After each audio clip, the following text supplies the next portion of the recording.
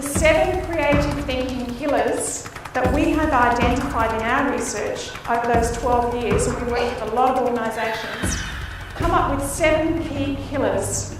And what we've done to be creative is we've turned them into characters.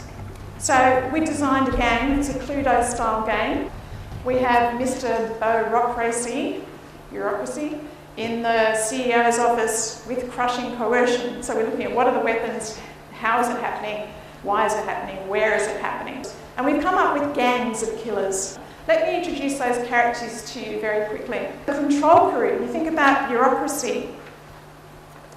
You think about the need to keep up with systems and procedures. That kills creative thinking. There's simply no time or space to be creative. You think about another form of control, which is bullying. That's on the rise in organisations, and we have a lot of interesting evidence about 1 in 25 bosses in an organisation is a psychopath.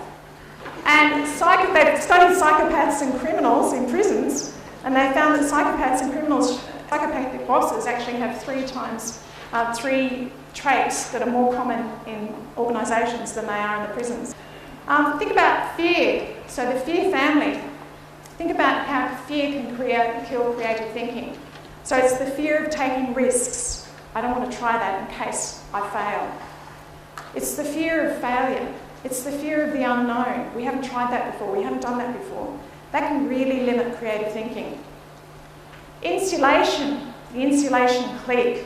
When you shut yourself off, if you're just dealing with limited information sources and you're not open to a wide range of information, then you're going to really limit your creative thinking. Homogeneity is a problem, lack of diversity.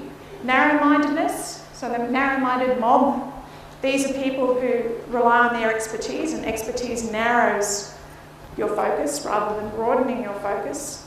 What about apathy? And you think about the problems with engagement that we have, where over 70% of people are neither highly engaged or highly disengaged in the organisation, and over 13% are highly disengaged. And that can be quite destructive because they can cut others down with cynicism, tall poppy syndrome, etc. So it can be quite a destructive killer. The pressure pack, problems of multitasking, the problems of expectations, the different roles that we need to take on, how do you balance those?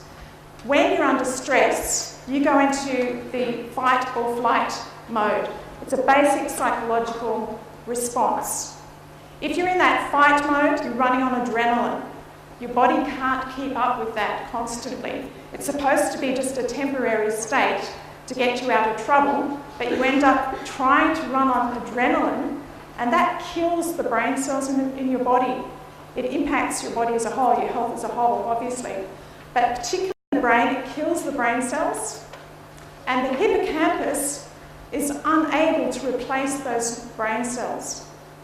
So it's inhibited in its function. That's what it's supposed to do, which impacts cell memory, it impacts cell communication, which obviously impacts our ability to think creatively. So while we're in this fight or flight mode, we're dealing with everything at the base stem of the brain. So that's a very primitive part of the brain. And we can't get further than that. We can't get to our prefrontal lobe, which is where we can do that reflective thinking. It's where we can think beyond normal everyday survival. It can actually change the structure of your brain. So we know the brain is plastic, and we know that it can be changed by what we do to it throughout a lifetime. So it can actually inhibit the growth of neurons, the way synapses work. The corticosteroids released can have a dramatic impact on the brain. So these are important facts that I think impact, us as individuals and will impact organisations. The final set we've got there is the pessimism posse, and that's a big killer because it means that people give up, they're negative, they have no hope, they have a lack of trust. They say, you're hearing things like, we've done that before, there's no point in trying, what's the outcome going to be anyway, what's the point?